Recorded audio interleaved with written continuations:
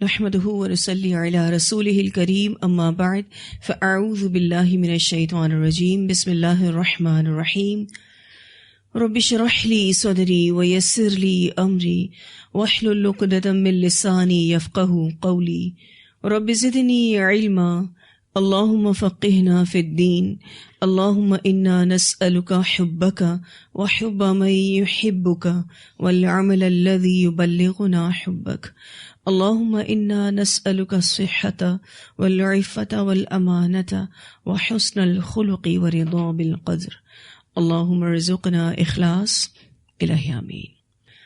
Lesson number 129 سورہ الرعد آیت number 18 to 43 انشاءاللہ. اللہ سبحانہ تعالیٰ فرماتے ہیں للذین، ان لوگوں کے لیے جنہوں نے استجابوا قبول کیا یعنی حکم لربہم اپنے رب کا الحسنى بھلائی ہے. اہل حق اور اہل باطل کا انجام بیان کیا جا رہا ہے کہ جن اہل حق نے اللہ کی دعوت کو قبول کرتے ہوئے توحید پر عمل کیا، انبیاء کی تصدیق کی، ان کی اطاعت کی، احکامات کو مانا، شریعت پر عمل کیا، تو ان کے لیے اچھی جزا ہے، ان کے لیے جنت ہے. للذین استجابوا لربہم الحسنى والذین، اور وہ لوگ جنہوں نے لم یستجیبوا نہیں قبول کیا یعنی حکم لہو اس کا یعنی اللہ تعالیٰ کا، لو ان کاش کے بے شک ہوتا، لہم ما ان کے لیے جو فی الارض زمین میں ہے، جمیعاً سارے کا سارا، ومثلہ اور اس کی مانند اور بھی، معہ اس کے ساتھ، لفتدوا بہ البتہ وہ فدیہ دے دیتے ساتھ اس کے. اب یہاں پر اہل باطل کا انجام بیان کیا جا رہا ہے کہ آخرت میں اللہ کے عذاب سے بچنے کے لیے اگر وہ زمین بھر سونا بھی دے دیں یا اس قدر اور بھی دے دیں تو وہ ان سے قبول نہیں کیا جائے گا. ایسی بات نہیں کہ ان کے پاس کچھ اس طرح کا مال و متاع ہوگا، صرف اور صرف یہاں یہ بتانا مقصد ہے کہ اگر ان کے پاس اتنا مال ہوتا، کتنا مال؟ زمین بھر، اور اگر اس سے بھی دگنا ہوتا یعنی اتنا ہی اور بھی ہوتا تو بھی یہ فدیے میں دینا پسند کرتے اور اپنے آپ کو عذاب سے چھڑا لیتے. لیکن نہ تو ان کے پاس مال ہوگا اور اگر ہوتا تو قبول نہ ہوتا. کہنے کا مقصد یہ ہے کہ یہ اللہ کے عذاب سے کسی حال میں بچ نہیں سکیں گے. اولئک، یہی لوگ، لہم ان کے لیے، سوء الحساب برا حساب ہے یعنی ان کی پکڑ بڑی سخت ہے، ومأواہم اور ان کا ٹھکانہ جہنم جہنم ہے، وبئس المہاد اور وہ بہت برا ٹھکانہ ہے. ایسے لوگوں کی پکڑ بڑی ہی سخت ہوگی، ان کو جہنم رسید ہونا پڑے گا اور وہ کوئی اچھا ٹھکانہ نہیں ہے، وہ بہت ہی برا ٹھکانہ ہے. افمن، کیا بھلا وہ جو، یعلم جانتا ہے، انما کے بے شک، انزلہ نازل کیا گیا، الیک آپ کی طرف یعنی نبی اکرم صلی اللہ علیہ وسلم کی طرف، من ربک آپ کے رب کی طرف سے، الحق حق ہے. حق ہے یعنی اس میں کوئی اختلاف نہیں ہے، تمام خبریں اس کی حق ہیں، اس کے امر و نواہی عدل پر مبنی ہیں. کمن مانند اس کے ہے جو، ہوا وہ، اعمیٰ اندھا ہے، یعنی ایک وہ شخص جو قرآن کی صداقت پر یقین رکھتا ہو اور دوسرا اندھا ہو یعنی اسے قرآن کی صداقت میں شک ہو، کیا دونوں برابر ہو سکتے ہیں؟ یہاں استفہام انکار کے لیے یہ بات آئی ہے، یعنی وہ دونوں برابر نہیں ہو سکتے. جس طرح جھاگ اور پانی یا سونا تانبا اور اس کی میل کچیل برابر نہیں ہو سکتے، بالکل اسی طرح سے ایک ایسا شخص جو قرآن کی صداقت پر یقین رکھتا ہو اور ایک ایسا شخص جس کو قرآن کی صداقت پر شک ہو، برابر نہیں ہو سکتے. انما بے شک، یتذکروا نصیحت پکڑتے ہیں، اولو الالباب عقل والے. یہاں اولو الالباب ان کو کہا جا رہا ہے جن کے پاس قلب سلیم ہو اور عقل سلیم ہو، جن کے پاس علم ہو، جو حق کو پہنچاتے ہوں. نصیحت تو بس یہ عقل والے ہی پکڑتے ہیں. جن کے دلوں کو گناہوں نے خراب کر دیا ہو اور وہ اپنی عقلوں کو آلودہ کر چکے ہوں، تو اس قرآن سے وہ نصیحت حاصل نہیں کر سکتے. دیکھیں علم تو بہت لوگوں کے پاس ہوتا ہے، لیکن وہ حق کو نہیں مانتے. حق کو شعور کے ساتھ لینا ضروری ہے، حق کو شعور کے ساتھ ماننا ضروری ہے. جو لوگ شعور کے ساتھ ایمان اور علم کی بنیاد پر دین کو لیتے ہیں نا، تو ان کا طرز عمل بالکل فرق ہوتا ہے ان لوگوں کے مقابلے میں جو دین کو رواجی اور تقلیدی بنیاد پر لیتے ہیں. جو لوگ بھی شعور کے ساتھ دین کو لیتے ہیں، ڈیفینیٹلی ان کا عمل بہت اسٹرانگ ہوتا ہے، وہ بہت کانفیڈنس کے ساتھ دین پر عمل کرتے ہیں. وہ اپنے آپ کو کمزور نہیں سمجھتے، ان کے پاس دلیل کی طاقت ہوتی ہے. اللہ سبحانہ تعالیٰ فرماتے ہیں انما یتذکر اولو الالباب. اب یہ عقل والے کیسے ہوتے ہیں، ان میں کیا صفات ہوتی ہیں، اس کا ذکر کیا جا رہا ہے. الذین، یہ وہ لوگ ہیں جو یوفون، پورا کرتے ہیں، بعہد اللہ، اللہ کے عہد کو. یہ پہلی صفت ہے عقل والوں کی. کون سی صفت؟ کہ یہ اپنے وعدوں کو پورا کرتے ہیں. یہاں پر بعہد اللہ سے مراد عہد الست ہے. یاد ہے آپ کو عہد الست کب لیا گیا تھا ہم سے؟ جب ہم عالم ارواح میں تھے، روحوں کی شکلوں میں تھے. ساری روحوں کو جو قیامت تک آنے والی ہیں، ان سب کو اللہ تعالیٰ نے عالم ارواح میں جمع کر کر کیا پوچھا تھا؟ الست بربکم، کیا میں تم سب کا رب نہیں ہوں؟ تو ساری روحوں نے کہا قالوا بلا، اللہ تعالیٰ آپ ہی ہمارے رب ہیں. نو ڈاؤٹ ہمیں یہ ایونٹ یاد نہیں ہے، نہ ہی وہ جگہ ہمیں یاد ہے، نہ ہی ہمیں وہ سین کچھ ذہن میں ہے، کچھ بھی نہیں پتا، لیکن ہمارے تحت شعور میں اللہ تعالیٰ نے اس کو ڈالا ہے. اس کو اللہ سبحانہ تعالیٰ ریفریش کرتے ہیں جب انبیاء کو بھیجتے ہیں. تجدید عہد ہوتا ہے، اور انبیاء کے ذریعے جو یہ وعدہ ریفریش ہوتا ہے، یہ وہی عہد الست ہے. پھر بعہد اللہ سے دوسری مراد اللہ کے احکام ہے. الذین یوفون بعہد اللہ، یہ وہ لوگ ہیں جو پورا کرتے ہیں اللہ کے عہد کو. اس عہد الست کو بھی پورا کرتے ہیں اور اللہ کے احکامات پر بھی پورا عمل کرتے ہیں. ولا ینقضون، اور نہیں وہ توڑتے، المیثاق، پختہ وعدے کو. یہاں پر میثاق سے مراد باہمی وعدے ہیں جو انسان آپس میں ایک دوسرے سے کرتے ہیں، یا وہ وعدے جو ان کے اور ان کے رب کے درمیان ہیں. بہت سارے وعدے ہم اللہ تعالیٰ کے ساتھ کرتے ہیں کہ اللہ تعالیٰ اب سے یہ غلط کام نہیں کریں گے، یا اب فلاں کام جو ہم نے شروع کیا ہے نیکی کا اس کو کنٹینیو کریں گے. یا پھر ہم دوسرے انسانوں کے ساتھ جو وعدے کرتے ہیں، یہ سب وعدے میثاق میں آتے ہیں. اللہ تعالیٰ فرماتے ہیں وَلَا يَنْقُضُونَ الْمِيثَاقَ، اور نہیں وہ توڑتے پختہ وعدے کو. اچھا، یہ وعدہ خلافی کرنا کن کی صفت بتائی گئی ہے قرآن پاک میں؟ منافقین کی. اور وعدوں کو پورا کرنا مومنین کی صفت ہے، عقل والوں کی صفت ہے. پھر اللہ سبحانہ تعالیٰ فرماتے ہیں والذین، اور وہ لوگ جو یصلون، جوڑتے ہیں، ما امر اللہ، جو حکم دیا اللہ نے، بھی ساتھ اس کے، ان یوصل، یہ کہ جوڑا جائے، یعنی وہ صلہ رحمی کرتے ہیں. وہ رشتوں کو نہیں توڑتے بلکہ ان کو جوڑتے ہیں. اس میں ایک معنی تو یہ آتا ہے کہ رشتہ داروں سے صلہ رحمی کرتے ہیں، اور دوسرا معنی یہ آتا ہے کہ مومنین کے ساتھ موالات برقرار رکھتے ہیں، یعنی دین کے اعتبار سے جو بننے والے رشتے ہیں اور تعلقات ہیں ان کو بھی نبھاتے ہیں.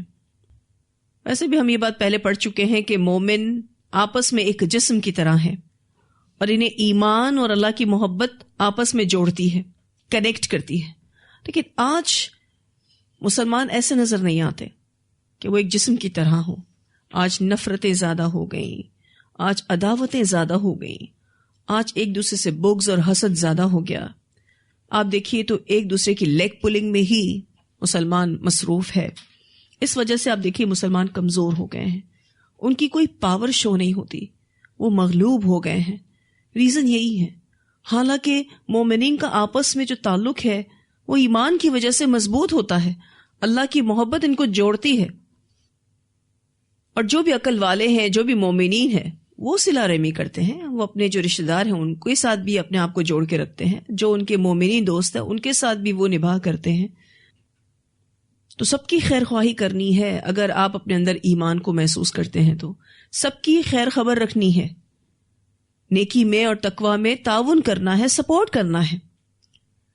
یہاں جو تیسری صفت بتائی جا رہی ہے عقل والوں کی وہ یہ والذین یصلون ما امر اللہ بہ ان یوصل۔ کیا فائدہ ہے صلہ رحمی کا جو حدیث میں بتایا گیا؟ عمر میں برکت اور رزق میں برکت۔ اس بارے میں ایک روایت آتی ہے، نبی اکرم صلی اللہ علیہ وسلم نے فرمایا، رشتہ داری کو ملانا گھر والوں میں محبت، مال میں ثروت اور نشان قدم میں تاخیر یعنی عمر میں برکت کا باعث ہے۔ اسے الادب المفرد للبخاری نے روایت کیا ہے۔ گھر والوں میں محبت بڑھے گی، اسی طرح سے مال بڑھے گا اور عمر میں بھی اضافہ ہوگا۔ اور ایک روایت جو ہم بارہا پڑھ چکے، نبی اکرم صلی اللہ علیہ وسلم نے فرمایا، جو شخص پسند کرتا ہے کہ اس کے لیے اس کے رزق میں فراخی کی جائے اور اس کی عمر دراز کی جائے تو وہ اپنی رشتہ داری کو ملائے۔ اسے بخاری نے روایت کیا ہے۔ کون نہیں چاہتا کہ اس کی عمر میں برکت ہو؟ کون نہیں چاہتا کہ اس کے رزق میں برکت ہو؟ ہم میں سے ہر کوئی یہ چاہتا ہے۔ تو ہم نے سب کی خیر خبر رکھنی ہے، سب کے ساتھ خیر خواہی کرنی ہے، اپنے رشتوں کو جوڑ کر رکھنا ہے۔ اور یہ کافی دفعہ مشکل ٹاسک بھی ہوتا ہے، کیونکہ رشتہ داری کو جوڑنا، ان سے جو جوڑنا نہ چاہیں، بڑا مشکل کام۔ یا پھر آپ اپنی زندگی میں اتنے مصروف ہو جائیں کہ آپ کو صلہ رحمی کے لیے ٹائم ہی نہ ملے۔ اب تو یہ ایشو بھی آ گیا ہے، ایسا نہیں ہے کہ کوئی ناراضگیاں ہیں، ٹائم نہیں ہے تو ٹائم نکالنا پڑتا ہے، ادروائز پھر آپ انہی لوگوں میں شامل ہو جائیں گے جو قطع رحمی کرتے ہیں۔ کبھی آپ نے اس چیز کو ایکسپیرینس کیا ہو کہ آپ ایک چھوٹی سی فیملی گیدرنگ رکھتے ہیں اور اس فیملی گیدرنگ کے ساتھ جو آپ کی تھکن ہوتی ہے، جو آپ مال خرچ کرتے ہیں، پھر اس کے بعد جو آپ کو سکون ملتا ہے، اس فیملی گیدرنگ میں آپ اپنی جان بھی لگاتے ہیں، یعنی آپ تھکتے ہیں، آپ مال بھی لگاتے ہیں، لیکن پھر اس تھکن میں جو لطف ہے اس کی بات ہی اور ہے۔ اور جب سب خوش ہو کر جاتے ہیں تو ایسا لگتا ہے کہ یہ جو ملنا ملانا تھا وصول ہوا۔ اس وقت ایک چھوٹی سی گیدرنگ جو ہوتی ہے وہ تو چند گھنٹوں پر مبنی ہوتی ہے، لیکن اس کے آفٹر ایفیکٹس بہت زیادہ ہیں، یعنی اس کے بعد کے جو اثرات ہیں وہ بہت خوبصورت ہوتے ہیں۔ کچھ 4-6 مہینے تو لوگ آپ کی اس گیدرنگ کو یاد رکھیں گے، باقاعدہ اس کی فیلنگز اپنے دل میں رکھیں گے، اور پھر اس کے بعد بھی آپ کے لیے محبت ان کے دل میں موجود رہے گی۔ پھر یہ کہ سال میں 1 مرتبہ 2 مرتبہ کوئی اس طرح سے ملنا ملانا ہو جاتا ہے تو رشتے فریش رہتے ہیں۔ جس طرح سے فرنیچر پر دھول آ جاتی ہے نا، گھر میں مٹی آ جاتی ہے، بالکل اسی طرح سے رشتے ناتوں پر بھی دھول چڑھ جاتی ہے۔ ملنے ملانے سے، خیر خبر رکھنے سے یہ دھول مٹی ان رشتوں پر سے ہٹ جاتی ہے اور رشتے فریش ہو جاتے ہیں۔ اگر ملنے کا ٹائم نہ ہو تو اب کمیونیکیشن کرنا اتنا آسان ہو گیا، آپ کو جسٹ ایک میسج کرنا ہوتا ہے، پیار بھرا میسج اپنے پیاروں کو، کیونکہ بہت سے ایسے رشتے دار بھی ہوتے ہیں ہمارے بہت کلوز جن سے ملنا مشکل ہوتا ہے، شہر سے باہر ہیں، ملک سے باہر ہیں، لیکن یہ کہ دل کے تو قریب ہیں۔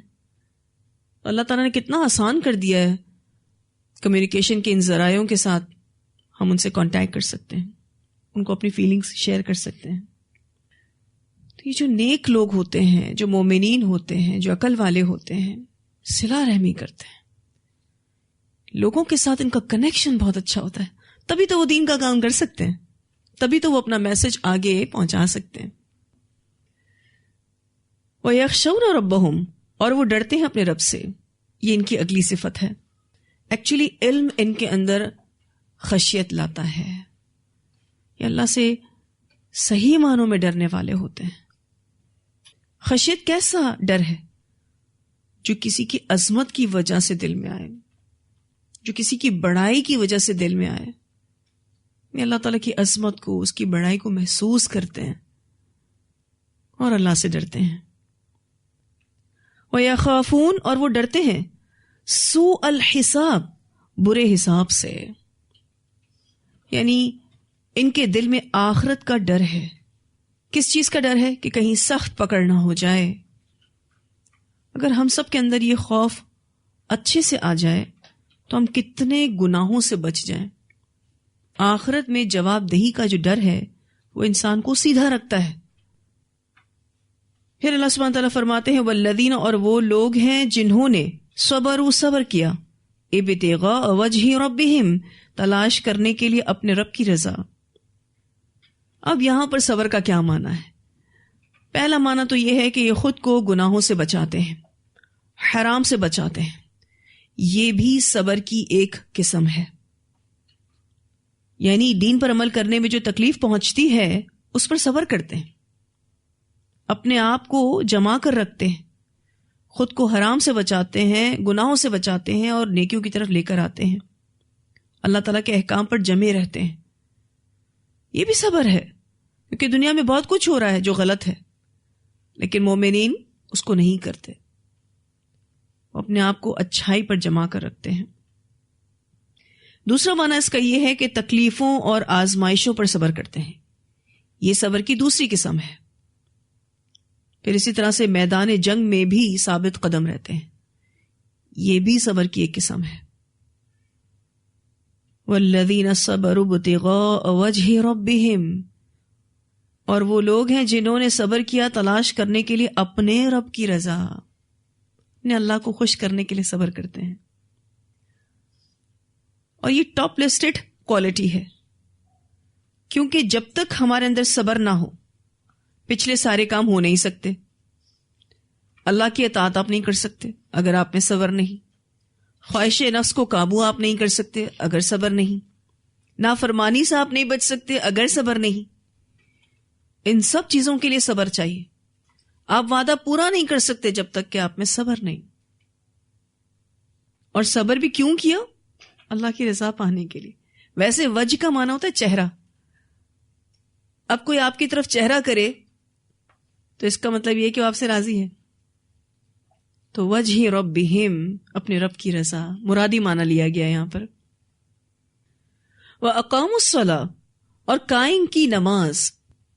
نماز کو اس کے وقت پر ادا کرتے ہیں، خشوع و خضوع کے ساتھ ادا کرتے ہیں.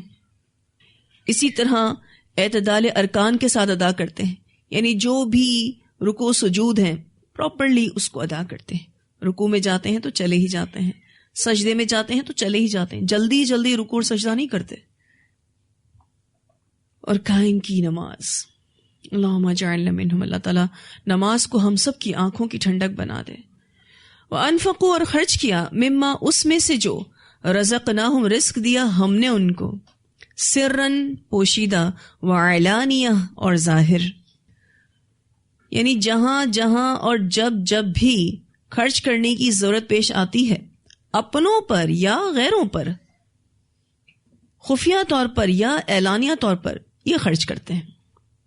اسی طرح اللہ کے راستے میں بھی خرچ کرتے ہیں. اچھا، یہاں جو سرن کا لفظ آیا ہے اس سے مراد نفل صدقہ ہے، اور علانیہ سے مراد فرض صدقہ ہے. فرض صدقہ یعنی زکوٰۃ.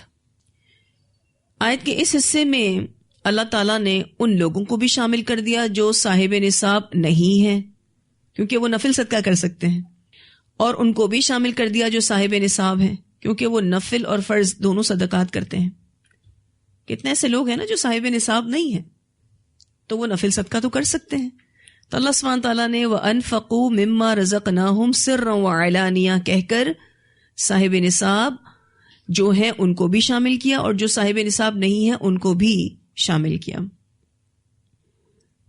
وَيَدْرَؤُونَ اور وہ دور کرتے ہیں، بالحسنتی بھلائی کے ساتھ، السیئۃ برائی کو.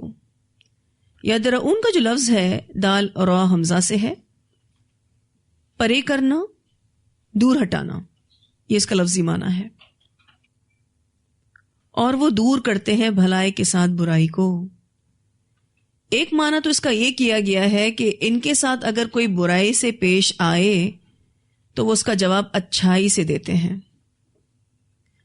یا عفو درگزر اور صبر و جمیل سے کام لیتے ہیں. عفو درگزر اور صبر جمیل کا میسج ہم نے سورہ یوسف میں بہت اچھے سے پڑھا ہے الحمدللہ. تو اگر کوئی ان کے ساتھ برا کرتا ہے تو یہ اس کے ساتھ اچھا کرتے ہیں. بتائیے آسان ٹاسک ہے؟ بہت مشکل ہے. تو ہمیں لوگوں کے رویوں کے تابع نہیں ہونا ہے، کیونکہ عمومی طور پر لوگ یہی کرتے ہیں کہ جو اچھا کرتا ہے اس کے ساتھ اچھے ہیں اور جو برا کرتا ہے اس کے ساتھ برے ہیں. اور یہ میسج بارہا آپ قرآن پاک میں پڑھیں گے کہ آپ کو برے کے ساتھ بھی اچھا ہونا ہے. ایک دوسرا معنی بھی آیت کے اس حصے کا کیا جاتا ہے، وہ یہ کہ جب ان سے برا کام ہو جاتا ہے، کوئی غلطی ہو جاتی ہے، تو یہ بعد میں اچھا کام کر کے تلافی کرتے ہیں، کیونکہ نیکیاں برائیوں کو دور کر دیتی ہیں. ان الحسنات یذہبن السیئات، نیکیاں جو ہیں وہ برائیوں کو لے جاتی ہیں. تو اگر ان سے کوئی غلطی ہو جاتی ہے تو بعد میں یہ اچھا کام کر کے اس کی تلافی کرتے ہیں. ہم میں سے کون ہے جو غلطی نہیں کرتا؟ ہر ایک سے غلطی ہوتی ہے، کوئی بھی پرفیکٹ نہیں ہے. لیکن یہ مومن بندے اپنی غلطیوں پر اصرار نہیں کرتے، ٹل نہیں جاتے، بلکہ اس کو درست کرتے ہیں، اپنی کریکشن کرتے ہیں. اور یہ کوشش اللہ کو بہت پسند ہے. جو کوئی بھی اپنی غلطی کو سدھارنے کی کوشش کرتا ہے، اللہ تعالیٰ اس کی اس کوشش کو بڑا پسند کرتے ہیں. شیطان انسان کو غلطی کا ازالہ نہیں کرنے دیتا. وہ اس کو جسٹیفیکیشن سکھاتا ہے، وہ اس کو تعویلیں سکھاتا ہے، کیونکہ شیطان یہ چاہتا ہے کہ انسان غم میں مبتلا رہ کر اپنی صلاحیتوں کو کھو بیٹھے. جب آپ ایک غلطی کرتے ہیں تو اس کا گلٹ ہوتا ہے، اس کی ایک ندامت اور ایک شرمندگی ہوتی ہے. اگر تو آپ نے اپنی غلطی مان لی اور اس کی اصلاح کر لی، اس کو ٹھیک کر لیا، تو آپ فریش ہو جائیں گے، آپ ایکٹیو ہو جائیں گے، آپ اپنے اندر ایک انرجی فیل کریں گے. لیکن اگر آپ اپنی غلطی کو لے کر بیٹھ گئے اور اس کی جسٹیفیکیشن دینا شروع کر دی، تعویلیں دینا شروع کر دی، تو آپ کو لا محالہ ایک غم لاحق ہوگا. اور اس غم کی وجہ سے، اس ڈپریشن کی وجہ سے آپ کی جو بھی صلاحیتیں ہیں وہ ماند پڑنا شروع ہو جائیں گی. شیطان یہی چاہتا ہے. تو گناہ کے گلٹ میں پڑے نہیں رہنا، اس سے نکل جانا ہے. پہلا معنی جو ہم نے اس حصے کا پڑھا وہ یہ کہ اگر ان کے ساتھ کوئی برا کرتا ہے تو یہ اس کے ساتھ اچھا کرتے ہیں. اچھا، یہ سلوک سبھی کے ساتھ کرنا ہے. آپ نے کوئی اس میں ڈویژن نہیں کرنی کہ میرے اپنے ہیں تو برا بھی کریں تو اچھا کروں گی ان کے ساتھ، اور غیر ہیں تو برا کریں گے تو برا کروں گی. نہیں، سبھی کے ساتھ جو بھی برا کرنے والے ہیں ان کے ساتھ اچھا کرنا ہے. یہ سلوک سبھی کے ساتھ کرنا ہے. ٹھیک ہے جی. یہ زندگی کا عام اصول ہے کہ گندی چیز کو صاف کرنے کے لیے صاف چیز لی جاتی ہے. کبھی آپ نے دیکھا ہو کہ گندی چیز کو گندگی سے ہی صاف کیا جا رہا ہو؟ جیسے بالفرض آپ کو کچن صاف کرنا ہے تو آپ کو صاف کپڑا چاہیے، گندا کپڑا تو نہیں چاہیے. کبھی آپ گھر کی صفائی کرتے ہیں تو کیا گندے کپڑے سے کرتے ہیں؟ گندی چیز کو گندے کپڑے سے صاف کریں گے تو وہ تو اور گندی ہو جائے گی، صفائی تو نہ ہوگی. تو یہ زندگی کا عام اصول ہے کہ کسی بھی چیز کو اگر صاف کرنا ہے تو صاف کپڑا چاہیے، گندا کپڑا نہیں چاہیے. وَيَدْرَؤُونَ بِالْحَسَنَةِ السَّيِّئَةِ، اولئک، یہی لوگ، لہم، ان کے لیے، عقبی الدار، بہتر انجام ہے گھر کا. اور یہاں آخرت کے گھر کی بات ہو رہی ہے. ایک مراد تو مفسرین نے یہی لی ہے کہ یہاں آخرت کے بدلے کے حوالے سے بات ہو رہی ہے، آخرت کے گھر کے حوالے سے بات ہو رہی ہے. لیکن کچھ مفسرین یہ بھی کہتے ہیں کہ دنیا میں اچھے کام کا بدلہ ملے گا، یہاں یہ بھی بتایا جا رہا ہے. یعنی دوسری مراد کیا ہے کہ دنیا میں اچھے کام کا اچھا بدلہ ملے گا، اور ایسا ہے بھی. جب آپ اچھا کرتے ہیں تو صرف آپ کی آخرت اچھی نہیں ہوگی، آپ کی دنیا بھی اچھی ہوگی انشاءاللہ. اولئک لہم عقبی الدار،